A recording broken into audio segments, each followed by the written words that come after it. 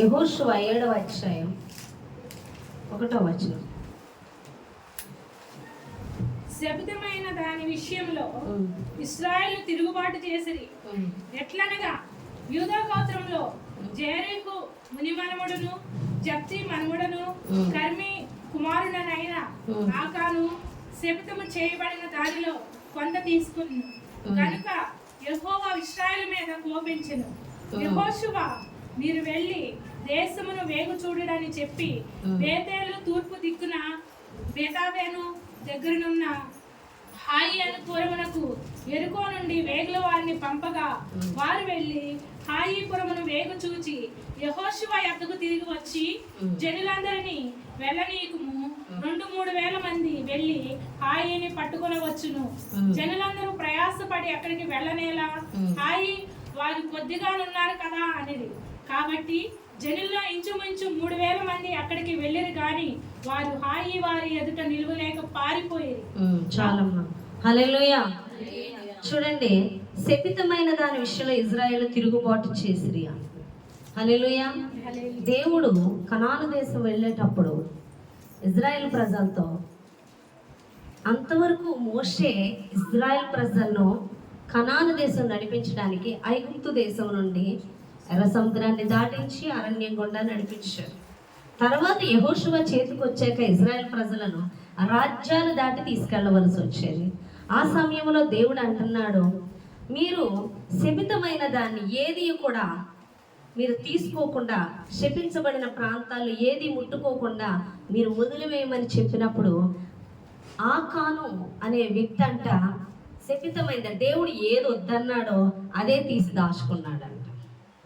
హల్లెలూయా. అప్పటిదాకా యుద్ధాల్లో విజయం పొందుకున్న ఇజ్రాయేలు ఎప్పుడైతే ఆకాను దేవుడు తీసుకోవద్దు అన్నది తీసుకొని దాచుకొని ఉన్నాడో, వెంటనే శత్రువుల చేతిలో ఇజ్రాయెల్ ప్రజలు ఓడిపోవడం జరిగింది. హల్లెలూయా. ఇది ఎందుకు ఓడిపోతున్నారో ఇజ్రాయెల్ ప్రజలు అర్థం కాలేదు యెహోషువకి. కాబట్టి యెహోషువ దేవుని సన్నిధిలో ప్రార్థన చేయడం మొదలుపెట్టాడు. ఏమనంటే చూడండి, 7వ వచనం. అయ్యో ప్రభువా యెహోవా, మమ్మను నశింపజేయనట్లు అమోరీయుల చేతికి మమ్మను అప్పగించుటకు ఈ జనులని యొర్దాను నీవెందుకు దాటించితివి అని ప్రార్థన చేస్తున్నాడు. 10వ వచనం చూసినట్లయితే యెహోవా యెహోషువతో ఇట్లా నేను లెమ్ము, నీవేళ ఇక్కడ ముఖము నేల మోపికొందువు. ఇజ్రాయేలీలు పాపం చేసి ఉన్నారు, నేను వారితో చేసిన నిబంధనను వారు మీరి ఉన్నారు. శపితమైన దాన్ని కొంత తీసుకొని దొంగిలి బొంకి తమ సామాన్లో దాన్ని ఉంచుకొని ఉన్నారు. కాబట్టి ఇజ్రాయేలు శాపగ్రస్తులై తమ శత్రువుల ఎదుట నిలవలేక తమ శత్రువుల ఎదుట వెనుకకు తిరిగిరి. శాపగ్రస్తులైన వారు మీ మధ్య ఉండకుండా మీరు వారిని నిర్మూలన చేస్తేనే కానీ తప్ప నేను మీకు తోడై ఉండను అని దేవుడు మాట్లాడుతున్నాడు. శాపగ్రస్తమైన దాన్ని తీసుకోవడమే కాకుండా దాన్ని దాచి దొంగిలించి మళ్ళీ బొంకుతున్నారు, అంటే అబద్ధం ఆడుతున్నారు, మేము తీసుకోలేదు అని. అవునా కదా? తప్పు చేసి కూడా చేయలేదు అని మాట్లాడుతున్నట్టుగా. ఎప్పుడైతే వాళ్ళు ఉన్నారో శత్రువు చేతిలో మీరు ఓడిపోతున్నారు అని ఇజ్రాయెల్ ప్రజలతో దేవుడు చెప్తున్నాడు. నేను మీకు తోడే ఉండాలంటే ఆ శపితమైన దాన్ని తీసివేయాలి. హల్లెలూయా. విన్నారా మీరు? ఈ దినమున శపితమైన వాళ్ళు మీ మధ్య తీసేయమంటలేదు, కానీ శపితమైన దానిని నీలో నుండి తీసివేస్తేనే శత్రువుకి నీ మీద అధికారం ఉండదు. అర్థమవుతుందా? శత్రువు అంటే అక్కడ ఇజ్రాయెల్ ప్రజల కాదు శత్రువులు ఎలాగో మనకి శత్రువు ఎవరంటే అపవాది. అపవాది మన మీద దాడి చేస్తూ ఉన్నాడు. నిన్ను అనేక ఇబ్బందుల ద్వారా, శ్రమల ద్వారా, రోగాల ద్వారా, ఆర్థిక ఇబ్బందుల ద్వారా నీ మీద దాడి చేస్తున్నప్పుడు నువ్వు చేసే పని ఏంటో తెలుసా? శ్రమ కలగగానే బాధపడతావు, ఏడుస్తావు, కృంగిపోతావు. ప్రభువా, నేను నిన్నే నమ్ముకున్నానుగా, నీకే ప్రార్థన చేస్తున్నానుగా, ఎందుకు వచ్చింది ఈ శ్రమ అని నువ్వు ఏడుస్తావు, దేవుని సన్నిధిలో బాధపడతావు. తర్వాత ఈ వచ్చిన శ్రమే కానీ రోగమే కానీ ఏదైనా దీన్ని ఎలా పరిష్కరించుకోవాలి, ఏం చేసి పరిష్కరించుకోవాలి, ఎవరి వద్దకు వెళ్ళాలి, ఎలా పరిష్కరించుకోవాలి, ఎలాంటి ఆలోచన చేయాలని ఇంకనూ నువ్వు పాపం అధికంగా చేస్తున్నావు. కానీ నువ్వు ఒక ఆలోచన చేయట్లేదు. ఎందుకంటే దేవుని యొద్దకు వచ్చిన వారిని దేవుడు ఆశీర్వదిస్తున్నాడు. ఎప్పుడు ఆయన సిలువలో మనకి విజయాన్ని ఇచ్చి ఉన్నాడు. హల్లెలూయా. ఎప్పుడో మనకి విజయాన్ని ఇచ్చి ఉన్నాడు. మనల్ని ధనవంతులుగా చేసి ఉన్నాడు. మనల్ని స్వస్థపరచుటకి ఆయన గాయములు ఉన్నాయి. ఆయన రక్తము మన పాపాలని కడగడానికి ఉంది. సమస్తమును కూడా సిలువలో ఆయన ఇచ్చివేసి ఉండగా మరి ఎందుకు అది మనం పొందుకుంటలేదు, ఎందుకు దాన్ని అనుభవించట్లేదు అని మనం ఆలోచన చేయట్లేదండి. హల్లెలూయా. నీకు సిలువలో దేవుడు ఇచ్చిన సమస్తమును నువ్వు అనుభవించాలి, నువ్వు పొందుకోవాలి అంటే నీలో పాపము ఉండకూడదు. హల్లెలూయా. అంటే పాపం చేస్తే దేవుడు దీవించడా? పాపాత్ములు మనుషులు కాదా? ఇంకెందుకు దేవుడు అని అనుకోవచ్చేమో. చూడండి, పాపము అంటే దేవుడు చెయ్యొద్దన్నది చేయించడమే సాతాను పని. నీకు అది బోధించు. నువ్వు ఎప్పుడైతే అది చేస్తున్నావో సిలువ మార్గాన్ని తప్పి వెళ్తున్నావు. నువ్వు సిలువ మార్గంలో వెళ్ళినప్పుడు నీకు ఇవ్వవలసిన ప్రతి ఆశీర్వాదం ఆ మార్గంలో ఉంది. హల్లెలూయా. మార్గము తప్పి వెళ్ళడం ద్వారా నువ్వు దేవుని దీవెనలు పొందుకోలేకపోతున్నావు. ఎక్కడ మార్గం తప్పిపోయావు అంటే, నీకు శ్రమ కలిగినప్పుడు నువ్వు నేర్చుకోవాల్సింది ఏంటంటే, నువ్వు ఎక్కడ తప్పిపోయావు అన్న విషయం తెలుసుకోవాలి. నువ్వు ఎక్కడ అపవాదికి చోటిచ్చావు అన్నది గ్రహించుకోవాలి. నువ్వు ఏం చేయమంటే దేవుడు నువ్వు ఏం చేస్తున్నావు అన్నది గుర్తించుకోవాలి. నువ్వు ఆత్మలో నువ్వు ఆత్మానుసారంగా నడుచుకోమంటే శరీరానుసారంగా నడుచుకుంటున్నావా, లేదా దేవుడు చేయొద్దన్న పని చేస్తున్నావా అన్నది నువ్వు ఆలోచన చేయాలని దేవుడు మాట్లాడుతున్నావు. హల్లెలూయా. మీకు అర్థమవుతుందా చెప్పింది? అపవాది క్షణకాలంలో దేవుడు దీవెన పొందుకోకుండా నిన్ను తప్పించేస్తాడు. నువ్వు చూడకూడదు. ఒక ఆవిడ అంటుంది, ప్రేయర్కి వచ్చి ఆవిడని దేవుడు మంచి మంచి దర్శనాలు చూపించాడు. ఆమె నీటితో చెత్త కడిగేసుకుంటున్నట్టుగా వాళ్ళ ఇంట్లో దేవుడు ఆమెతో మాట్లాడడం, ఆమె దగ్గరికి రావడం అన్నీ చూసింది. ఒకనొక దినానంట చక్కగా ఫోన్లో కట్ట సినిమాలు చూడాలని టీవీలో ప్రేరేపణ వచ్చిందంట. చక్కగా చూసింది కూర్చొని. అర్థమవుతుందా? ఎప్పుడైతే కూర్చొని చూసిందో, మీకు ఒక విషయం తెలుసా, అందులో ఎన్ని దురాత్మలు ఉంటాయో. అద్భుతం. నీ శరీరాన్ని ప్రేరేపించేసే దురాత్మలు అనేకములుగా ఉంటాయి. ఆ విషయాలు తెలుసుకోవాలి. Cinema enjoy, time pass. ఏం టైం పాస్, ఎన్ని వెళ్ళిపోతున్నాయో నీలోకి అది చూడడం వల్ల ఒక్కొక్కళ్ళని ఒక్కొక్క విధంగా పట్టుకుంటుంది. అందులో ఒక్కొక్కళ్ళకి ఏంటమ్మా, ఒక్కొక్కరికి ప్రేమ పిచ్చి అనేది ఉంటుంది, యువతులను ఆకర్షించడం అని, అందులో బంధింపబడతారు. ఒక్కొక్కరికి డ్రెస్సింగ్ పిచ్చి ఉండొచ్చు, ఆ డ్రెస్లో బంధింపబడతారు. ఒక్కొక్కరికి మేకప్ పిచ్చి ఉండొచ్చు, అవునా కదా? ఒక్కొక్కరికి పాటల పిచ్చి ఉండొచ్చు. ఒక్కొక్క విధంగా ఒక్కొక్క ఈవిల్ చేత, అనేకమైన ఈవిల్స్ చేత బంధింపబడతారు. ఒక్కొక్కరు క్రూరత్వం, చంపే స్వభావం, విషపూరితంగా మార్చబడిపోతుంది హృదయం. అంటే ఎన్ని ఈవిల్స్ వెళ్ళిపోతున్నాయో ఆలోచించండి. ఈవిల్స్కి ఎలా ఇస్తున్నావు చోటు అంటే, నిన్ను ప్రేరేపించగానే నువ్వు లోబడిపోవడం ద్వారా ఎన్నో ఈవిల్స్ నీలోకి ఎంటర్ అయిపోతాయి. హల్లెలూయా. అదే పరిశుద్ధాత్మ దేవుడు నీతో ఉంటే, నీలో ఉంటే దేవుడు ప్రతిదీ కూడా వివరిస్తాడు. చాలా మంది కూడా ఈ మధ్య నాటికలకి ఎడిక్ట్ అయిపోతూ ఉన్నారు. ఒక ఆమె అయితే నాటికలు చూసే ఎలా ఎవరిని చంపాలి, ద్వేషించాలి, తోసే ప్లానింగ్స్, అన్ని ప్లానింగ్స్ అక్కడి నుంచి వస్తున్నాయి. హల్లెలూయా. అంటే ఎన్ని ఈవిల్స్ చేత బంధింపబడుతున్నారు చూడు. దురాత్మలకి నువ్వు చోటిచ్చి శ్రమ కలగానే, నాకు ఇది ఎందుకు కలిగింది ప్రభువా, నీ చర్చికి రావట్లేదా, నేను ప్రార్థన చేయట్లేదా అంటున్నాడు. నీకు ఎప్పుడో దేవుడు సమస్తాన్ని సిలువలో ఇచ్చి వేస్తున్నాడు. అది నువ్వు పొందుకోవడంలో, నీ పొందుకోనే విషయంలో నీ లోపం అది. హల్లెలూయా. నా వైపు చూడండి, వింటున్నారా వాక్యం? వినాలి మెసేజ్. హల్లెలూయా. సిలువలో ఆయన అన్నీ ఇచ్చేసాడు. పొందుకోవడం నీకు చేతగా అవ్వాలి. నువ్వు అపవాది చెప్పినట్లు ప్రేరేపించబడితే శపితమైన దాన్ని దేవుడు దీవించడు. అపవాది నీలో ప్రవేశించి నిన్ను దారి తప్పించినప్పుడు దేవుడు దీవెనలు పొందుకోలేకపోతున్నావు. చాలా మందికి అబద్ధాలు మాట్లాడమని చెప్తుందా, ఏమైందిలే మాట్లాడు.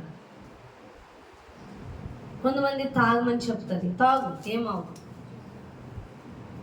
చెడు స్నేహాలు, ప్రేయర్ చేయకపోతే ఇప్పుడు ఏమైంది, వాక్యం చదవకపోతే ఏమైపోయింది, వాళ్ళు చూస్తున్నారా, వాళ్ళు చూడట్లేదా ఏంటి, వాళ్ళకి ఏమన్నా అయిందా, వీళ్ళకి ఏమైనా అయిందా, వాళ్ళు చూడు ఎంత డబ్బు సంపాదిస్తున్నారు, వాళ్ళు చూడు ఎంత చక్కగా ఎంజాయ్ చేస్తున్నారు, నువ్వు భక్తి జీవితం జీవిస్తున్నా నీకేమొచ్చింది అని మాట్లాడుతుంది.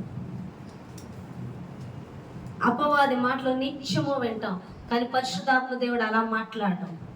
పరిశుద్ధాత్మ దేవుడు ఏమంటాడు, అలాంటివి చూడమంటాడా? ఆయన సన్నిధిలో గడపమని దేవుడు మాట్లాడతాడు. దేని ద్వారా ఎటువంటి ప్రమాదం రాబోతుందో నీకు బయలుపరుస్తాడు. నువ్వు ఆ మార్గంలో వెళ్ళడం వల్ల పొంచి ఉన్న అపాయం ఏంటో నీకు బయలుపరుస్తాడు. ఏది చేయకూడదు, ఏది దుష్టుని మార్గమో, ఏది దేవుని మార్గమో నీకు బోధిస్తాడు. హల్లెలూయా. కాబట్టి శ్రమ కలిగినప్పుడు బాధపడడం ఏడటం కాదు, నేను ఏం చేయడం వల్ల ఈ శ్రమ నాకు వచ్చింది, లేదా నేను ఈ శ్రమ అనుమతించడం నన్ను దేవుడు సరి చేయడానికా, లేదా దేవుడు మహిమపరచబడ్డానికా, దేనికనేది నువ్వు గ్రహించగలగాలి అని దేవుడు మాట్లాడుతున్నాడు. శ్రమ వచ్చినప్పుడు మొట్టమొదట నువ్వు నోటి ద్వారానా, చూపుల ద్వారానా, తలంపుల ద్వారానా. కొంతమంది దేవుణ్ణి నమ్ముకుంటారు తెలుసా, సన్నిధికి వచ్చేస్తారు, ప్రార్థన చేసేస్తారు, వాక్యము చదివేస్తారు, కానీ దేవుడు చెప్పినట్టు వినరు, అపవాది చెప్పినట్టే వింటారు. అప్పుడు వారి హృదయాల్లో ఇంకనూ ఆ ప్రతిమల్నే కలిగి ఉంటారు, వాటినే ఆరాధిస్తున్నట్టు లెక్క. ఎందుకని అంటే ఒక ఆమె పరిచర్య చేసేస్తుంది, కానీ ఆమె పరిచర్య చేస్తుంది కానీ అంత దేవుడు చెప్పినట్టు వినదు, అపవాది చెప్తున్నట్టే వింటది. ఎందుకమ్మా నువ్వు దేవుడు చెప్పినట్టు? లేదు, నేను దేవుడు చెప్పినట్టే వింటున్నాను, నేనేం తప్పుకోవాలి, నేను కరెక్ట్గానే ఉన్నా, ఏం చేస్తుందో నాకు తెలియదు, కానీ తను కరెక్ట్ లేదని తన యొక్క ప్రవర్తన బట్టి నాకు అర్థమవుతుంది. కానీ నేను ఊరుకున్నా. కానీ ఒకరోజు తన కళ వచ్చి చెప్పింది నాకు. ఆ కళలో తాను ఏమై ఉన్నది, తన ఎడల దేవుని ప్రణాళిక మొత్తం అర్థమైపోయింది. తనకు అర్థం కాలేదు. ఎందుకు అర్థం కాలేదంటే తను దేవుల్లో లేక, అభిషేకంలో లేక, శరీరంలో ఉంది కాబట్టి ఆ కళకు అర్థం తెలియలేదు.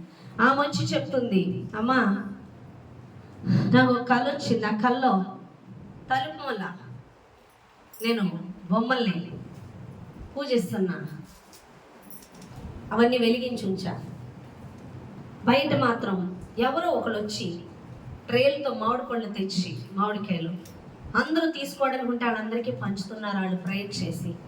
ఏంటమ్మా అదేటో పిచ్చికలు అనుకుంటున్నాను, వాళ్ళు ఎవరో పిచ్చోళ్ళు అనుకుంటున్నాను.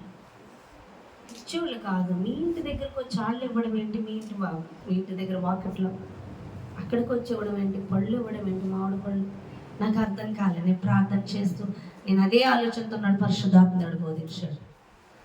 తన హృదయంలో ఉన్నది అపవాదిని ఆరాధిస్తుందని దేవుడు మాట్లాడాడు.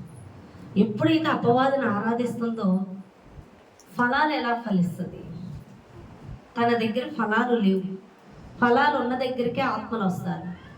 వేరొకరు ఆ ఆత్మలకు ఫలాలు ఇస్తున్నారు, వేరొకరికి ఆ ప్రాంత ప్రజలను అప్పగిస్తున్నానని దేవుడు మాట్లాడాడు. హల్లెలూయా. ఫలాలంటే ఆత్మ ఫలాలు అంటారు. ఆత్మ ఫలాలు అంటే ప్రేమ, మంచితనము, విశ్వాసము, దీర్ఘశాంతము. అర్థమవుతుందా? ఇవన్నీ కూడా ఫలాలు వస్తాయి. ఈ ఫలాలు ఫలించాలంటే దేవునితో సహవాసం ఉండాలి, దేవుణ్ణి ఆరాధించాలి, దేవుడు చెప్పింది చెయ్యాలి. దానికి అర్థం ఏంటంటే ద్రాక్షావల్లి నేను, తీగలు మీరు అంటున్నాడు. ఆయన ద్రాక్షావల్లి అయితే తీగ అల్లుకున్నప్పుడు దానికి జాయింట్ అయి ఉంటేనే ఆ తీగ పువ్వులు పోస్తుంది, ఫలిస్తుంది. అవునా? కాండానికి అతుకుంటేనే. ఈ కాండంతో అతుకు పోయిందనుకో ఎండిపోతుంది. అవునా కదా? కాచే చెట్టు దగ్గరికి వస్తారు కానీ కాయని చెట్ల దగ్గరికి ఎవరు వస్తారు తినడానికి? ఫలాలు లేని. అలాగే ఈమె దగ్గర ఫలాలు లేవు, విశ్వాసమే లేదు, దేవుని మీద ప్రేమే లేదు, శాంతమే లేదు. అర్థమవుతుందా మీకు? సాత్వికము లేదు. ఇవన్నీ లేనప్పుడు ఈవిడ దగ్గరికి ఎవరు వస్తారు ఆత్మలో? ఎందుకు లేవు అంటే ఆమెలో దేవుడు లేడు అన్నది స్పష్టంగా చూపించాడు. ఎవడున్నాడు? అపవాది ఉన్నాడని చూపించాడు. కాబట్టి వేరొకరికి ఫలించే వారికి ఆయన అప్పగించానని దేవుడు మాట్లాడాడు. ఈ విధంగా చాలా మంది చర్చిలకు వస్తూ ప్రార్థన చేసేస్తారు, వాక్యము చదివేస్తారు, కానీ హృదయం అంతా ఎవరితో నిండి ఉంటుందంటే అపవాదితో. ఎందుకు అంటే వాడు చెప్పిందే చేస్తారు, వాడు చెప్పినట్టే వింటారు, అపవాది చేత బంధింపబడతారు. అందుకే శ్రమలు వస్తున్నాయి. నీకు ఎందుకు ఆశీర్వాదం రావట్లేదంటే నువ్వు చేసేది అపవాది పనులు, నువ్వు మాట వినేది వాడి మాట. కానీ నువ్వు చర్చకొచ్చి నువ్వు వాక్యం చదివి వాక్యం విన్నా లాభము లేదు. నువ్వు ఎవరి మాట వినాలి? దేవుడి మాట. నీకు శ్రమ అందుకే వస్తుంది. నీకు శ్రమ వచ్చినప్పుడు శ్రమను చూసి పరిష్కరించుకోవడానికి ప్రయత్నాలు కాదు, మరింత పాపము చేయొద్దు. నువ్వు చేయవలసింది, నేనెక్కడ అపరాధం చేసి ఉన్నాను, నేనెక్కడ అపవాదికి చోటు ఇచ్చున్నాను, నేనెక్కడ అపవాదికి లోబడుతున్నాను దేవునికి లోబడక అని నీలో అపవాది ఏ విషయాల్లో ప్రేరేపించి నేను బంధిస్తుందో, సినిమాల ద్వారానా, వ్యసనాల ద్వారానా, ఫ్రెండ్స్ ద్వారానా, ప్రార్థన చేయకుండా, వాక్యము వినకుండా, దేవుడు చెప్పింది చేయకుండా, నువ్వు అనుకున్నది చేసేలాగా, లోకంలో ఉన్నవి చూసి ప్రేరేపించబడి అవి చేసేలాగా శాతాన్ని నిన్ను ప్రేరేపిస్తూ ఉందా? నువ్వు దేవునికి లోబడ్డావు, ఆ అపరాధమును నువ్వు క్షమాపణ అడగాలి. ఎందుకంటే మన యేసయ్య రక్తము ప్రతి పాపము నుండి కూడా విడిపిస్తుంది. తేలిక హృదయంతో కాదు. నువ్వు ఏ అపరాధం చేసావో దేవుణ్ణి అడిగి చూడండి. యెహోషువ ప్రార్థన చేస్తున్నాడు, అయ్యా ఏంటి పరిస్థితి, ఎందుకు వచ్చిందని దేవుణ్ణి అడిగినప్పుడు ఎందుకు వచ్చిందో దేవుడు బయలుపరిచి ఉన్నాడు. ఈరోజు నీకు వచ్చిన సమస్య దేనికి వచ్చిందో నువ్వు అడగాలి. ప్రభువా, నేను ఎక్కడ అపరాధం చేశాను, నేనేం చేశాను అనేది నువ్వు దేవుని సన్నిధిలో అడిగి నువ్వు తీసివేసుకోవడానికి ఇష్టపడి ఈ సమస్య నుంచి బయటపడాలని నేను ఆశపడుతున్నాను అన్నప్పుడు ఖచ్చితంగా నీకు బయలుపరుస్తాడని దేవుడు మాట్లాడుతాడు. ఖచ్చితంగా నీతో మాట్లాడతాడు. నువ్వు ఎక్కడ చోటిచ్చేవో అపవాదికి, నువ్వు ఏం చేసి, లేదా ఈ పరిస్థితి నేను ఇంకా నువ్వు దీవించడానికి అనుమతించాడు, లేదా ఈ పరిస్థితిలో నువ్వు వెళ్ళవలసి ఉన్నదని, నువ్వు ఫలించవలసి ఉన్నదని దేవుడు మాట్లాడుతున్నాడు. దేనికోసమో నీకు స్పష్టంగా దేవుడు మాట్లాడతాడు. నేను పరిచయకు వచ్చినప్పుడు సమస్య రాగానే ఫస్ట్ నేను దేవుడితోనే మాట్లాడుకుంటా. వచ్చింది దేనికి వచ్చింది, ఎందుకు వచ్చింది, ఈ విషయంలో నేను ఎలా కదలాలి, ప్రతిదీ దేవుడు మాట్లాడుతున్నప్పుడు మాట్లాడుకుంటూ తీసుకెళ్తాడు ఒక్కొక్క స్టెప్. హల్లెలూయా. కొన్నిసార్లు అంటాడు, పరిస్థితిని చూసి భయపడకు, బంధించు, వాడిని ఎదిరించు, ప్రార్థించు, విశ్వాసం ఉంచు, నా మీద అనుకో, లేదా నువ్వు ఈ విధంగా చేయి, సమయంలో స్తుతించు, నన్ను మహింపరచు. ఏ విషయంలో ఏ శ్రమ వచ్చినా అది ఎందుకు వచ్చిందో, ఏం చేయబోతున్నాడో కూడా దేవుడు బయలుపరుస్తాడు. హల్లెలూయా. చాలాసార్లు సంఘంలో చాలా మంది అపవాది చేత నింపబడిన వాళ్ళు డిస్టర్బ్ చేస్తూ వెళ్ళిపోతున్నాడు. ప్రభువా, ఏంటంటే దేవుడు నాకు లాస్ట్ ఇచ్చిన వాగ్దానం ఏమన్నాడు, ఫలించు నిమిత్తము చెట్టు పనికిరాని కొమ్మలను తీసేస్తున్నాను అన్నాడు. హల్లెలూయా. నువ్వు ఇంకా ఫలించాలి కాబట్టి ఫలింపుకు అడ్డుగా ఉన్నది ప్రతిదీ తీసేస్తానని దేవుడు మాట్లాడాడు. 2024లో నేను నమ్మాను, నేను ఇంకా ఫలించవలెనని. ఫలింపుకు అడ్డుగా ఉన్నదాన్ని తీసేస్తున్నాడు దేవుడు. ఇప్పుడు వీళ్ళు ఏం చేస్తున్నారు, హాయి మీదకి వెళ్ళినప్పుడు యుద్ధంలో ఓడిపోతున్నారు. ఎందుకు ఓడిపోతున్నారంటే శపితమైంది అక్కడ ఉంది, అది తీసేస్తే మీరు కనాన్ దేశం వెండర్ మార్గాలు సరళమవుతూ ఉంటాయి. మధ్యలో తీసేయాలి. తీసేసాక అప్పుడు హాయి వాళ్ళని ఈజీగా ఓడించగలిగారు, లేకపోతే వాళ్ళు ఓడించేస్తున్నారు. అలాగే సంఘములో ఇంకా ఫలించాలి, సంఘం విస్తరింపబడాలి, ఆశీర్వదింపబడాలంటే శాపగ్రస్తమైన వారిని, ఫలింపుకు అడ్డుగా ఉన్న వారిని తీసేస్తాడు అంతే దేవుడు. హల్లెలూయా. ఒకసారి జాయిస్ మేరీ గారు వాళ్ళ వైఫ్, అది వాళ్ళ హస్బెండ్ గారు, ఒక చెట్టును పూర్తిగా కొమ్మలన్నీ తీసేసి బోడిగా చేశారు. ఆవిడ చూసి ఏంటి అలా చేస్తాను చాలా బాధపడిపోయిందంట. తర్వాత ఆ చెట్టుకు షేప్ వచ్చి చాలా అందంగా చిగురించి చాలా అందంగా కనిపించిందంట. అది చూసి ఆవిడ మురిసిపోయారంట. నిజంగా నీ లైఫ్ కూడా ఇటు ఒక కొమ్మ అటు ఒక కొమ్మ అడ్డదిడ్డంగా వెళ్ళడం కాదు. నేను చాలా చూడటానికి అందంగా కనిపించే విధంగా దేవుడు నిన్ను ఆశీర్వదించడానికి కొన్ని విషయాల్లో నువ్వు వెళ్ళే మార్గాలను కట్ చేస్తాడు దేవుడు. అప్పుడు నీకు బాధ కలగచ్చు. నాకు కొన్ని విషయాల్లో ఫస్ట్లో నేను బాధపడేదాన్ని, కానీ దేవుడు తీసివేసినప్పుడు నాకు అనిపించింది, అవును, ఆశీర్వాదానికి అడ్డుగా ఉన్న ప్రతిదాన్ని దేవుడు తీసేసాడు. నేను అంతకుముందు అనేదాన్ని, వాళ్ళు అన్నప్పుడు ఎక్కడ ఎంత ప్రార్థన చేస్తున్నా ఆత్మలకు కదలటంలే, ఎక్కడ ఎందుకు ప్రభువా, ఏదన్నా అడ్డుగా ఉందా, ఎవరు అడ్డుగా ఉన్నారు అనుకునేది. అడ్డుకున్న వాళ్ళతోనే మాట్లాడేదాన్ని నాకు తెలియక. హల్లెలూయా. ఎవరంటావు, ఎవరిని తీసేస్తే కుదురుతారు. ఎందుకంటే నా పరిచయంలో చాలామంది ఎవరైతే అడ్డుగా ఉంటారో, అంటే ఈ రకం వాళ్ళు ఎలా ఉంటారంటే సంఘంలో తెలుసు తప్పు అని, కానీ ఏమో వద్దులే. ఎందుకంటే ఆ కాలం చేసింది ఏంటో తెలుసా, శపితమైంది ముట్టొద్దని అందరికీ ఆజ్ఞాపించాడుగా, నీకెందుకు ఆశ పుట్టింది అంటే నీ హృదయంలో అందరితో పాటు దేవుడే అంటున్నా కానీ నీ హృదయంలో ఉన్నది లోకం అన్నమాట. కాబట్టి వెళ్ళి శపితమైంది తెచ్చుకొని దాచుకున్నావు. సంఘాల్లో అలాంటి వాళ్ళే ఉంటారు, నలుగురితో పాటు దేవుడు, నలుగురితో పాటు ప్రార్థన, నలుగురితో పాటు, కానీ లోన్ ఏముండిపోతుంది, లోకము, లోకం మీద కోరికలు. యేసుకు తప్ప హృదయంలో స్థానం దేనికున్నా అది అపవాదే, అది నాశనకరమైంది. అలాంటి వాళ్ళు చర్చిల్లో చాలా మంది ఉంటారు, సంఘాల్లో ఉంటారు. పైకి వేషధారణ, భక్తి కలిగిన జీవితాలు కలిగినట్లుగా చూపిస్తూ సేవకులకి తెలియకుండా, సంఘానికి తెలియకుండా అబద్ధాలు ఆడుతూ దేవుడు చేయొద్దన్న క్రియలు చేస్తూ జీవిస్తారు. దేవుడు అటువంటి వారిదాన్ని శాపగ్రస్తమైందని తీసివేస్తాడు. దేవుడు నాతో చెప్పి ఉన్నాడు, నాకు అర్థం కాలేదు, ఏంటి ప్రభు ఈ పరిస్థితి అంటే, ఫలించవలెనని ఫలింపు కడ్డుకున్న ప్రతి తీగను తీసివేస్తున్నానని దేవుడు మాట్లాడాడు. 2024లో 31st నైట్ 2025కి నేను అదే మాట చెప్పాను. దేవుడు ఫలించవలనని, ఫలింపని ప్రతి తీగను దేవుడు తీసివేస్తున్నాడు. ఫలించు వాటిలో మరింత ఫలించవలనని వాటిని కూడా తీసివేస్తున్నాడు. అనగా దేవుడి సంఘాన్ని ఫలించాలని అడ్డుగా ఉన్నదాన్ని తీసేశాడు. ఇంకను ఎవరైతే ఫలింపుకు అడ్డుకున్నారో వాళ్ళని సరి చేయడానికి దేవుడు సిద్ధంగా ఉన్నాడని నేను చెప్పడం జరిగింది, దేవుడు మాట్లాడడం జరిగిందండి. హల్లెలూయా. నిజంగా అది దేవుడు నాతో మాట్లాడాడు. నేను అదే చూస్తున్నాను ఆ రోజు నుంచి. 4 దిశలా దేవుడు సంఘమును వ్యాపింపచేస్తూ బలంగా కదులుతున్నాడు. హల్లెలూయా. ప్రతి ఒక్కరు కూడా అప్పటిదో ఒక ఆత్మీయ సమృద్ధిని కలిగి లేని వాళ్ళు, ఆత్మీయులు అంతంత మాత్రం ఆత్మీయతలో ఉన్న వాళ్ళు కూడా ఆత్మలో కట్టబడటం మొదలవుతున్నారు. లోతైన ఆత్మీయ స్థితులకు వెళ్ళడం మొదలైంది. అంటే ఫలింపని ప్రకృతిగా తీసివేయబడింది. ఫలింపవలనని ఫలించు వారిని సరిదిద్దడం కూడా జరుగుతుంది.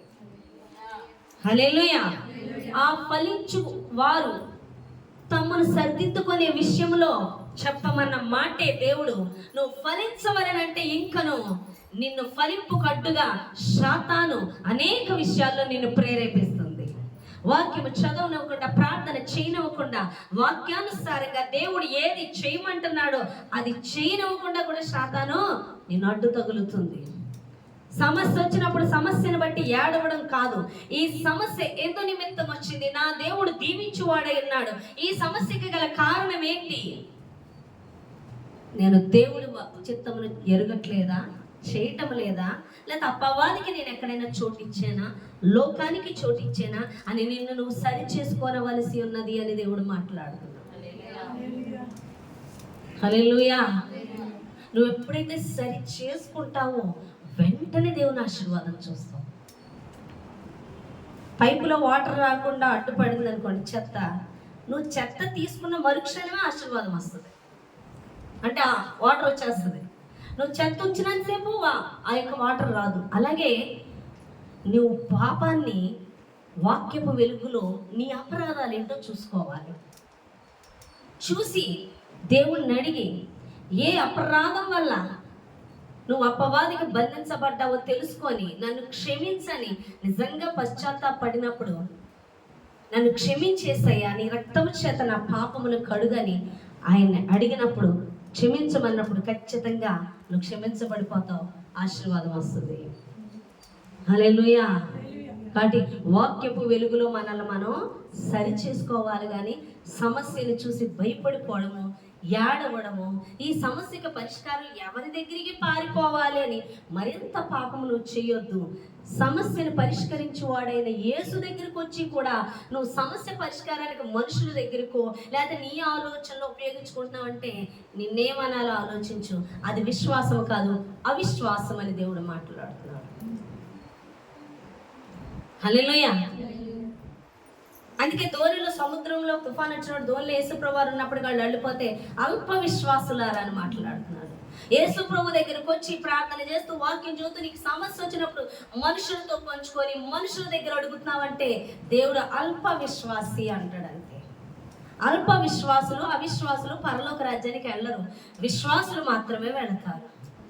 నువ్వు దేవుడి దగ్గరకు వచ్చావు దేనికి? అపవాదిని జయించడానికి. హల్లెలూయా.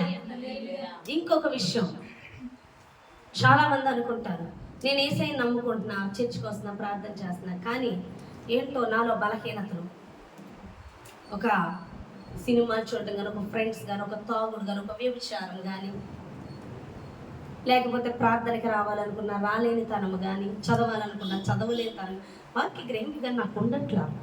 ఎందుకని? ఆ స్వరం నేను వెళ్ళకపోతున్నా. దేనికని? వీళ్ళు వింటున్నారు, నేను ఎందుకు వింటలేదంటే అందులో పెద్ద విషయం లేదు, నువ్వు ఆయన ప్రేమించట్లేదంతే. నువ్వు ఆయన ప్రేమించట్లే. నువ్వు నిజంగా ఆయన ప్రేమిస్తే, నిజంగా నువ్వు ఆయన స్వీకరిస్తే ఆయన నీలో ఉంటాడు. ఆయన నీలో ఆయన ఉన్నప్పుడు సమస్త విషయాల గురించి గ్రహింపిస్తాడు.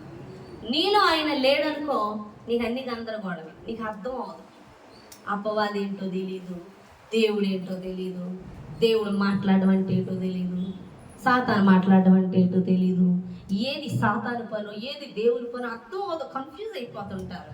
ఏంటి వీళ్ళు ఇలా చెప్తారు, వీళ్ళు ఇంతేలే ఇలాగే చెప్తారు అనుకుంటారు. ఎందుకనంటే వీళ్ళలో యేసు లేడు. యేసు ఉన్నాడు, యేసును ప్రేమిస్తున్నానని పెదవులతోనే ప్రేమించేది ఎవరినంటే అపవాది గారు.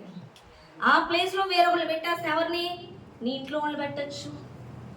అర్థమవుతుందా? నీ బిడ్డలు పెట్టచ్చు, నీ భర్తను పెట్టచ్చు, నీ భార్యను పెట్టచ్చు, డబ్బును పెట్టచ్చు, నీ ఫ్రెండ్స్ని పెట్టచ్చు, నీ ఇష్టాలను పెట్టచ్చు, నీ శరీర కోరికలు పెట్టచ్చు, ఏమైనా పెట్టచ్చు. దేవుని కన్నా ఎక్కువ నువ్వు దేవుడినే పెడితే దేవుడికి ఏది ఇష్టమో అదే నేను చేస్తాను. పౌలు ఏమంటున్నాడు? దేవుని సంతోషపెట్టుట కాక మనుషులు సంతోషపెట్టువారిగా నేనుంటే నేను దేవునికి దాసుడనే కానంటున్నాడు. మనం మనుషులు సంతోషపెట్టాం, దేవుడంటే ఇష్టమే, కానీ ఎవరిని సంతోషపెడుతుంటాం? మనుషులు సంతోషపెడుతూ ఉంటాం, మనల్ని సంతోషపెట్టుకుంటూ ఉంటాం, దేవుని సంతోషపెట్టాం. అక్కడ కూడా నువ్వు దేవుని కన్నా వేరే దానికి స్థానం ఇచ్చావు. దేవుడు కాక ఏదైనా అది దురాత్మే. అదే మాట చెప్తున్నాడు పౌలు. చూడండి, కొరింథీయులకు రాసిన మొదటి పత్రిక 2వ అధ్యాయం 2-5 వచనాలు చూడండి ఒకసారి. మొదటి కొరింథీయులకు రాసిన పత్రిక 2వ అధ్యాయం 2-5 వచనాలు త్వరగా.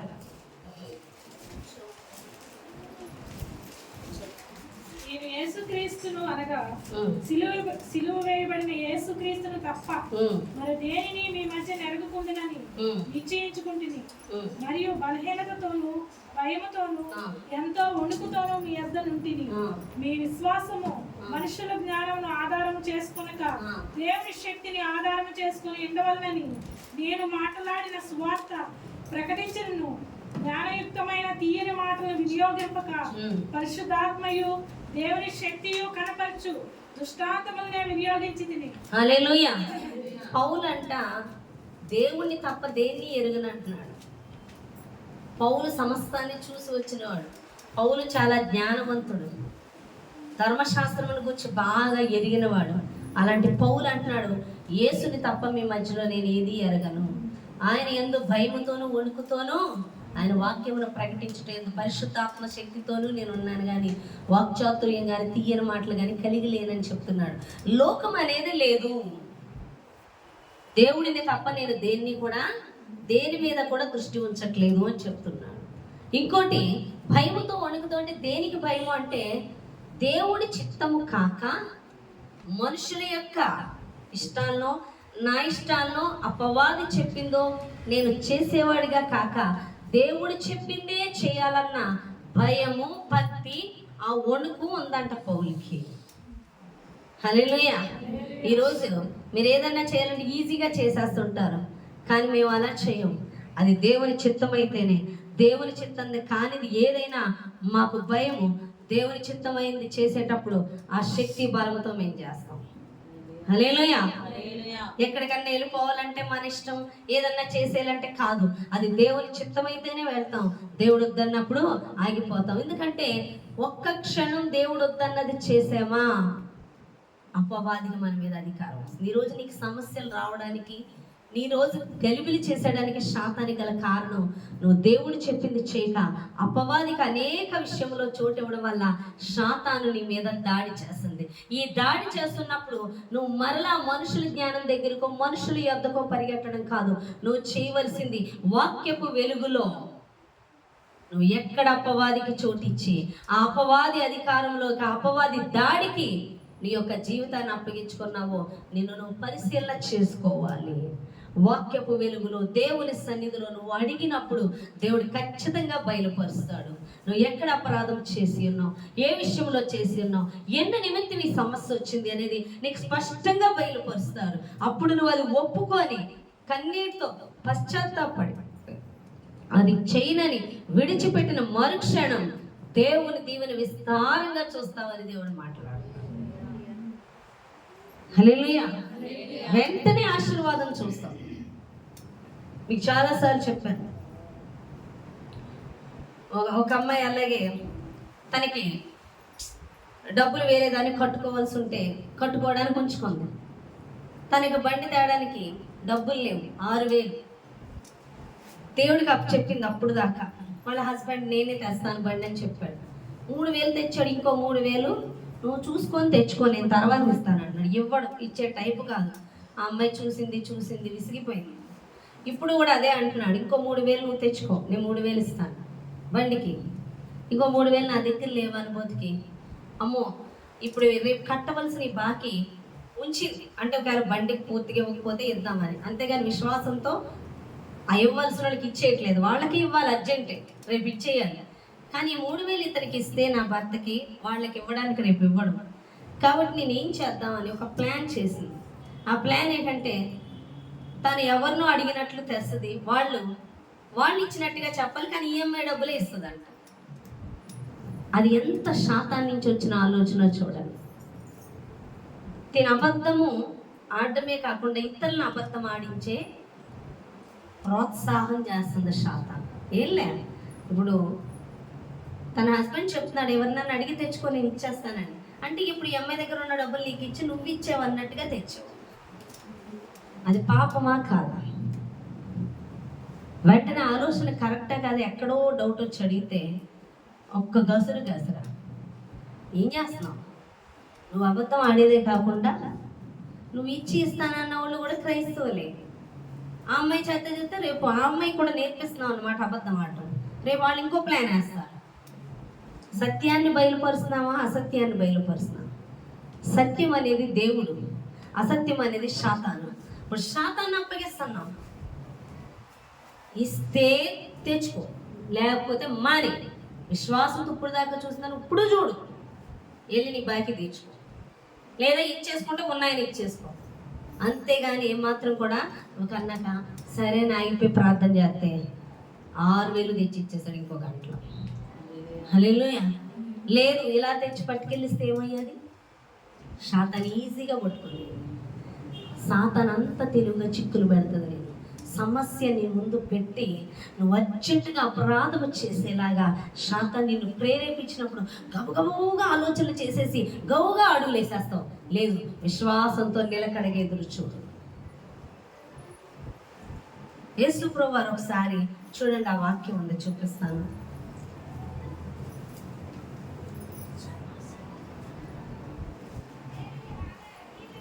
మార్కు సువార్త 5వ అధ్యాయం 35వ వచనం. మార్కు సువార్త 5వ ఎవరెళ్తాన్న ఫోన్ ఇక్కడ మంద కాదుగా, ఫోన్ మోగుతుంది ఇదేనండి ఇలా ఉందా. ఓకే. మార్కు సువార్త 5వ అధ్యాయం 35-36 వచనాలు త్వరగా. ఆయన ఇంకను మాట్లాడుచుండగా సమాజపు మందిరపు అధికారి ఇంటి నుండి కొందరు వచ్చి, నీ కుమార్తె చనిపోయినది, నీవిక బోధకుని ఎందుకు శ్రమ పెట్టదు అని. యేసు వారు చెప్పిన మాట లక్ష్య పెట్టక, భయపడకము, నమ్మిక మాత్రం ఉంచుమని సమాజ మందిరపు అధికారితో చెప్పి. చాలమ్మా, హల్లెలూయా. సమాజ మందిరపు అధికారి కూతురుకి బాగాలేదని చెప్పి యేసుప్రభువు తీసుకెళ్ళడానికి వస్తారు. వచ్చి తీసుకెళ్తుండగానే ఆ సమాజ మందిరపు ఇంటి దగ్గర నుంచి కొంతమంది వచ్చి, ఇంకెందుకు ఆ బోధకుని తీసుకురాకు, నీ కూతురు చనిపోయిందని చెప్తారు. కానీ యేసుప్రభువు అంటారు, వాళ్ళ మాటలు నువ్వు లక్ష్య పెట్టకు, నన్ను నమ్మొచ్చావుగా, ఆ నమ్మకాన్ని అదే కొనసాగించు అని. హల్లెలూయా. జాగ్రత్తగా వినండి. నన్ను నమ్మొచ్చావు కదా, అదే నమ్మకాన్ని కొనసాగించి వీళ్ళ మాటలు పట్టించుకో. అదే నమ్మకంతో వెళ్తాడు, వెళ్ళి ఆ కుమార్తెని, ఈ చిన్నది నిద్రించుతున్నదే గాని చనిపోలేదని ఆమె లేపుతాడు. హల్లెలూయా. అదే సమాజ మందిరపు అధికారి వాళ్ళ ఇంటి దగ్గర నుంచి వచ్చిన వాళ్ళ మాటలు, ఇంకా చనిపోయింది, ఇంకా నువ్వెందుకంటే అయిపోయినట్టే. కానీ వాళ్ళు చెప్పింది వినకు, నేను బ్రతికించగలను అని నమ్మొచ్చేవే, ఆ నమ్మకాన్ని కొనసాగించు. పరిస్థితులు చూడొద్దు. రోజు దేవుడు అదే చెప్తున్నాడు. పరిస్థితులను చూపించి సాతాను దేవుడి మీద నమ్మకం లేకుండా దొంగిలిస్తూ ఉంటుంది. ఈ పరిస్థితులను బట్టి నువ్వు కదులుతూ ఉంటావు. ఈ పరిస్థితులను బట్టి విశ్వాసము దేవుడి మీద ఉంచక, నీ జ్ఞానం ఉపయోగించడమో, మనుషులు చెప్పింది నమ్మడమో, మనుషుల యొద్దకు పరిగెట్టడమో చేస్తావు. ఆ చేయడమే అపవాదికి చోటు ఇవ్వడం. అందుకే దేవుని ఆశీర్వాదం చూడలేకపోతున్నాం. సపోజ్ సమాజ మందిరపు అధికారి వాళ్ళు చెప్పిన మాట విని, ఇంకెందుకు ప్రభావ వద్దు, నా కూతురు చనిపోయింది అంటే ఇంక చనిపోయింది. కానీ దేవుడు అంటున్నాడు, వాళ్ళ మాటలు నమ్మకు, నన్ను నమ్మొచ్చు. ఈరోజు నీ చుట్టూ ఉన్న పరిస్థితులు చూసి నమ్మి దేవుడు ఇస్తానని నువ్వు ఇచ్చిన వాగ్దానాన్ని పోగొట్టుకోకు. నమ్మొచ్చేవా ఆయన దగ్గరికి, నిలకడగా ఉండు, ఖచ్చితంగా ఆశీర్వాదాన్ని చూస్తావు. హల్లెలూయా. సాతాను నన్ను చాలా చాలా చిన్న చిన్న విషయాలకి డిస్టర్బ్ చేస్తూ ఉంటుంది. నాకు ఎక్కువ ఏది ఇష్టం అంటే పరిచర్యకి కొనసాగించుకోవడమే. దానికి ఏమైనా ఆటంకాలు వస్తే డిస్టర్బ్ అవ్వడం, గొప్పగా చూసుకోవడం. మొన్న ఎప్పుడు కూడా ఇక్కడ కరెంటు పోతూ ఉంటుంది. ఏంటి అంటే ఆ పోల్ మీద జస్ట్ ఆ తీగేదో ఇలా ఒత్తిగి వెళ్ళడం, అంతే, ఇక్కడ కరెంటు పోవడం. దాని మీద సరి చేయాలంటే కరెంట్ ఆఫీస్ వాళ్ళే రావాలి. ఎప్పుడు జరుగుతుంది అంటే శుక్రవారాలే, ఇంకా శనివారం ఒకరోజే టైం ఉంటుంది. ఆమె అన్నాడంటే ఇది గాఢాంధకారమే, గుహలా ఉంటుంది, అసలు వెలుతురే రాదు. ఇక్కడ కరెంట్ ఉంటేనే పని అవుతుంది. హల్లెలూయా. నేను అప్పుడు ఏం చేశానంటే, మళ్ళా శాతం ఏదో డిస్టర్బ్ పెడుతుందిగా, ఏదో ఒకటి ఉండకపోతే కుదరదు. ఇప్పుడు మళ్ళీ ఆదివారం వర్షం వస్తుంది, వర్షాన్ని వాళ్ళు వస్తారా, ఇంతకుముందు ఇలాగే పోతే ఆయన వచ్చింది ఎక్కి దిగినప్పుడు అంటే కాజు పింక్ ఏదో గుచ్చిపోయిందంట, రాను అనుకుంటూ వచ్చాను. ఇప్పుడు కూడా అదే జరిగింది. శనివారం మళ్ళా డిస్టర్బ్ మొదలైంది. అనుమతికి దేవుడు అన్నాడు, నమ్మిక ఉంచు అన్నాడు. ప్రభా నేను నిన్ను నమ్ముతున్నాను. అన్నయ్య చెప్పినట్టు అన్న చూసుకుంటానని. ప్రభా నేను నిన్ను నమ్ముతున్నాను, అంతే, వదిలేశాను. ఇక నేను తీసుకోవడం బాధ్యత ఇంకొద్దు, నేను వదిలేశాను. అనుమతికి అన్న ఒక మాట అంది, ఏమనంటే మేము చూసుకుంటాం అంతే. మీ హస్బెండ్ గారు చెప్తాడు చెప్పు. నిన్న ఆయన అయితే వర్క్ మానేసి మొత్తం పని చేయించాడు. ఎవరు చేయించారు? దేవుడు చేయించారు. ఆయన దేవునికి లోబడ్డాడు. మొత్తం కరెంటు ఏమని చెప్పారంటే, అక్కడ పోల్ మీద అతికించడం కాదు, మెయిన్లోంచి ఆ మీటర్లోంచి తేగే నలిగిపోయిందంట. అస్తమానం మీకు ఇదే ప్రాబ్లం వస్తుంది, తేగే వేసేయాలన్నారు. ఎంత అవుతుందంటే 3600 అవుతుంది అంట. ఇల్లు ఎవరిది? నాదా. అతన్ని అడిగితే ఏమని చెప్పాడు, 2000 ఇస్తానే వెంటనే ఫోన్ పెట్టేశాడంట. అంటే మిగతా డబ్బులు నన్ను వేసుకోమని. అవునా కదా, గుడ్లో వెళ్ళన్నట్టు అయింది. సచ్చినోడికి వచ్చిందే కట్నం అని. హల్లెలూయా. 2000 అన్న ఇస్తానన్నాడుగా, పోలే అనుకోని 3000 చేయమంటే వాళ్ళు చేయమంటే 3300 చేస్తామంటే ఇంక చేయించేసాం. ఆ డబ్బులన్నీ ఎప్పుడిస్తాడు అనుకోమంటే ఇంటెందులో కట్ చేసుకోమంటాడంటే కట్ చేద్దాం, పోలే అయితే అనుకొని గవగవ చేయించాం. కానీ ఆ రోజు నిన్న దేవుడు నాతో మాట్లాడించిన ప్రత్యక్షత ఒకటే నాతో మాట్లాడాడు. ఏమనంటే, ఏ మనుషునికి అప్పగిస్తున్నావు, ఏ మనుషుడు నా పని చేస్తున్నాడు, ఆ మనుషుని చూడకు, ఆ పని నా మీద నమ్మకం ఉంచి జరిగించండి. నువ్వు నన్ను నమ్ము, అది ఎవరైనా అది పెర్ఫెక్ట్గా నేను చేపిస్తాను. హల్లెలూయా. నిన్న నాకు ఇచ్చిన ప్రత్యక్షత, ఏ విషయంలో నువ్వు టెన్షన్ పడకు, ఒకటే నువ్వు చెయ్యాలి. ఏంటి? నన్ను నమ్ము, నన్ను నమ్ము. నువ్వు ఏ పనిని అప్పగిస్తున్నావా వాళ్ళకి, ఆ పని జరుగుతుందో జరగదో నీకొద్దు, నన్ను నమ్మి నువ్వు అప్పగించండి. దేవుడు మాట్లాడు. అది నేను అప్పగించమన్నప్పుడు ఆ పని నువ్వు అప్పగించేవా, వాళ్ళు ఎలా చేస్తారు, ఏం చేస్తారు, వద్దు నీకు, నన్ను నమ్ము, నేను చేపిస్తానని దేవుడు మాట్లాడాడు. నేను కరెంట్ విషయంలో అయితే అవుతుందా అవదా అంటే అవ్వకుండానే చేసేది. నేను దేవుడు నమ్మి వదిలేశాను, దేవుడు కార్యం చేశాడు. హల్లెలూయా. ఈరోజు ప్రతి ఒక్కరు కూడా చాలా విషయాల్లో దేవుడిని నమ్మరు. పరిస్థితుల్ని, మనుషుల్ని, వాళ్ళు చేస్తారా, వాళ్ళు వస్తారా, వాళ్ళ వల్ల అవుతుందా, ఇలా అనుకుంటే నీకు ఏ పని జరగదు. నాకు అనవసరం, నేను నీకు అప్పు చెప్పాను, నిన్ను నమ్ముతున్నాను. యేసుప్రభు వారు కూడా అన్నారు, సమాజ మందిరపు అధికారి దగ్గరికి వచ్చి, నీ కూతురు చనిపోయిందంటే నువ్వు నన్ను నమ్మొచ్చావు, వాళ్ళ మాటలు లక్ష్య పెట్టుకొని దేవుడు మాట్లాడుతున్నాను. హల్లెలూయా. ఈ పరిచర్య కొనసాగక ముందు కూడా, ఈ పరిచర్య లేనప్పుడు కూడా, నేను ఆత్మల్ని ఇస్తాను, నేను పోషిస్తానని దేవుడు చెప్పాడు. నేను ఆయన్ని నమ్మొచ్చాను, ఆయన్ని నమ్మొచ్చాను. సంఘాన్ని చూసో మనుషులు చూసో నేను రాలేదు. ఏ మనుషుడు నమ్మదగిన వాడు కాదు. ఏ మనుషుడు ఎప్పుడు దాకుంటాడో తెలీదు. ఏ మనుషులు ఎప్పుడు శాతానికి చోటిస్తారో తెలియదు. ఈరోజు దేవునికి నచ్చినట్టు ఉంటారు, రేపు దెయ్యం వైపు తిరిగితే మనకు వ్యతిరేకంగానే మార్చబడతాడు. ఈ మనుషుడు నమ్మదగిన వాడు అని బేస్ అవ్వడానికి లేదు.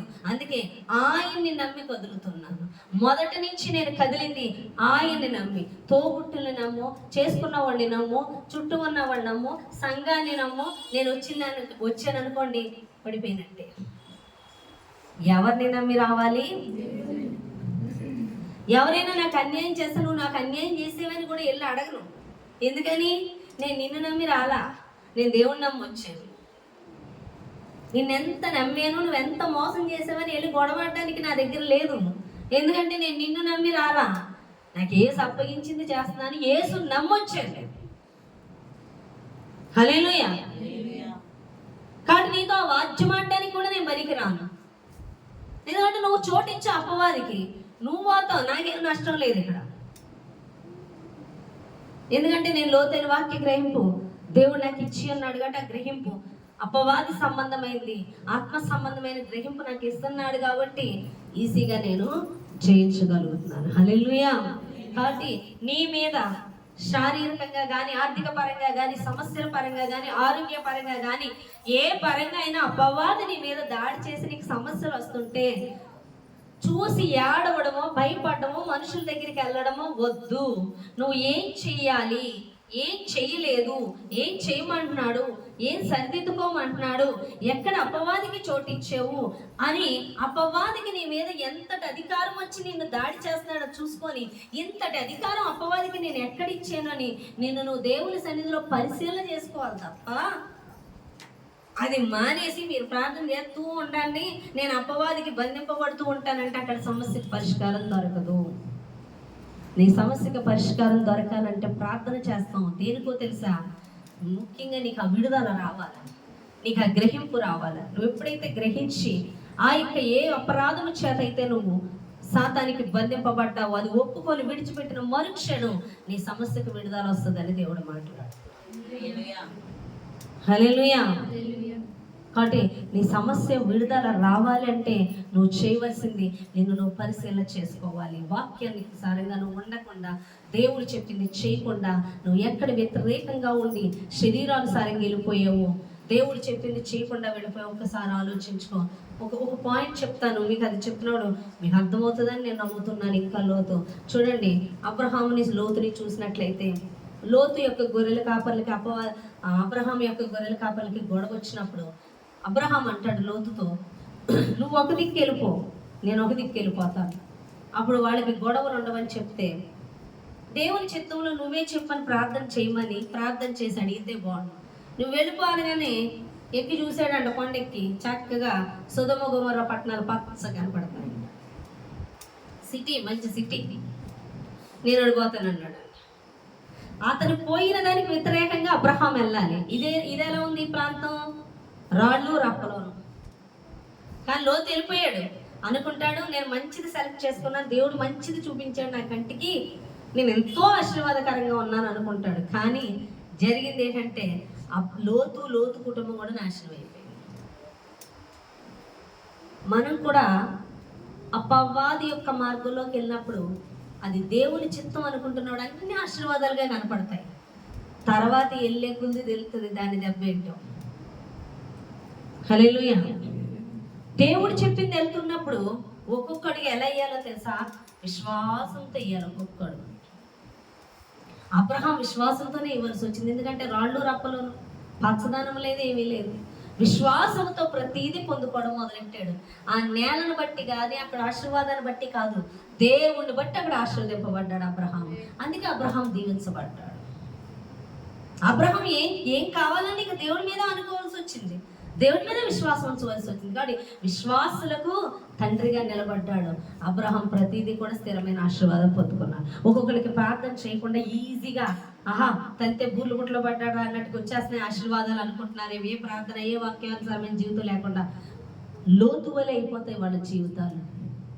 నువ్వు అడుగు పెట్టింది ప్రతిదీ కూడా ప్రార్థన పూర్వకంగా దేవుణ్ణి అడిగి పొందుకుంటుంటే విశ్వాసంతో నువ్వు ఆశీర్వదింపబడుతున్నావా, నువ్వు ఉన్నత స్థానంలో ఉంటావు తర్వాత.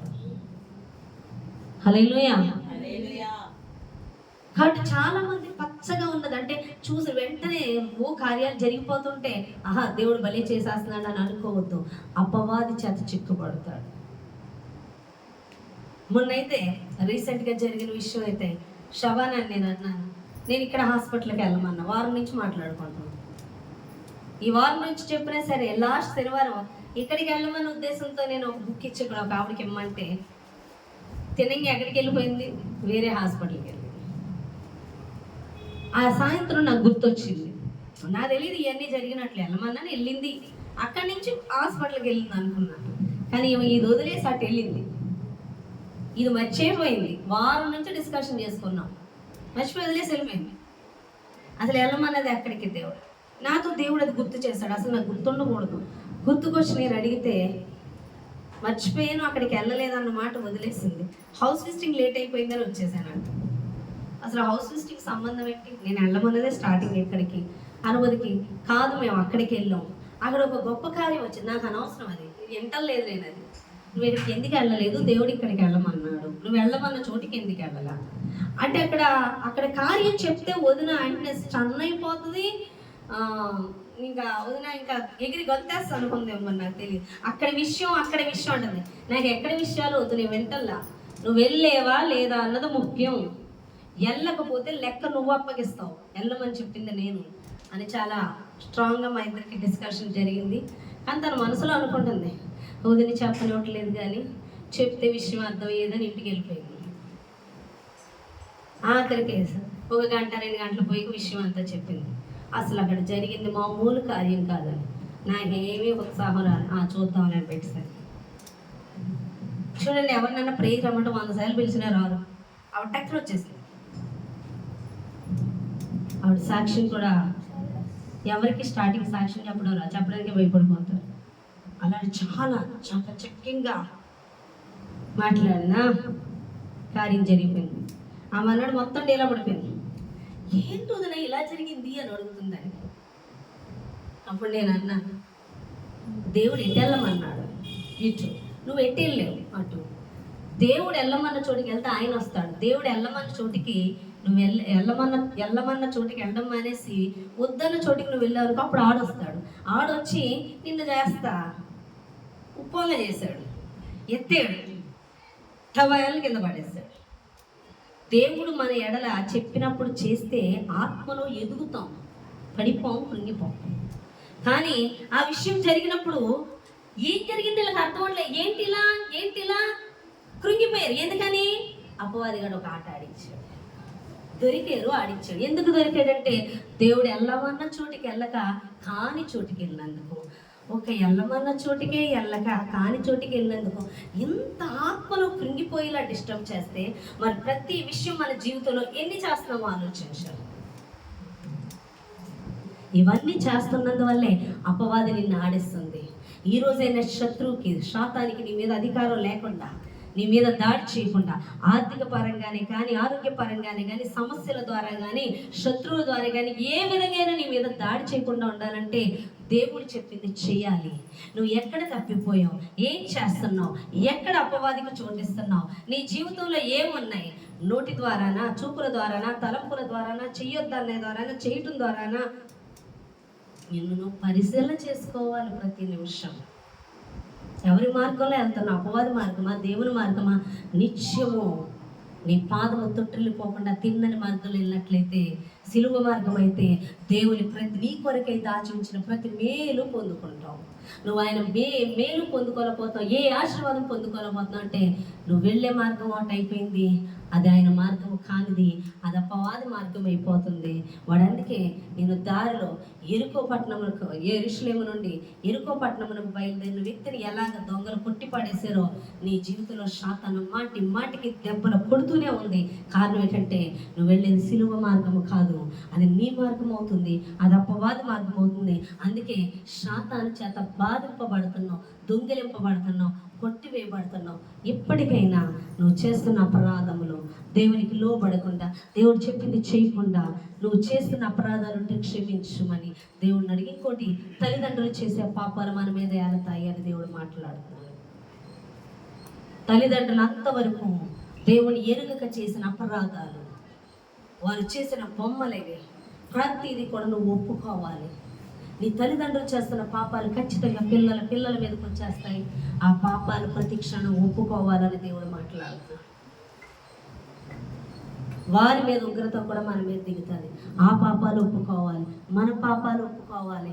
మన జీవితాలు ఎందుకు ఇలా అయిపోతున్నాయి, మన జీవితాలు ఎందుకు ఇంత దరిద్రంగా అవుతుందంటే తల్లిదండ్రుల పాపాలు కూడా వారి లోబడని స్థితి, వారికి భయభక్తులు లేని స్థితి, వారికి దేవుని యొక్క భక్తి జీవితం లేని స్థితి మన మీద అటాక్ అవుతాయి.